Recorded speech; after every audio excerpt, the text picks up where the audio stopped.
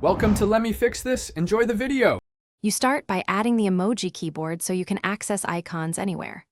Open Settings, go to General, then Keyboard, tap Keyboards and add New Keyboard, select Emoji. Once done, make sure the emoji keyboard sits where you want in the list so switching is fast. You'll also decide whether to allow full access for third-party features. Generally, you don't need that. This step creates instant access and lets you move to message apps and type emojis without extra apps or copying from web pages. With the keyboard added, you practice quick entry so you're efficient. In any text field, tap the globe or emoji icon to switch. Once on the emoji keyboard, you can swipe categories or use the search field to type a word like smile to find relevant icons. Make sure to long press emojis to pick skin tones or alternate glyphs.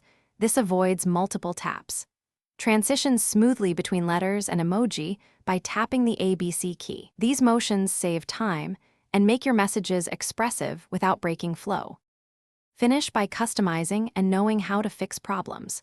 You can add text replacements in settings right arrow general, right arrow keyboard, right arrow text replacement, so typing an abbreviation inserts emoji sequences.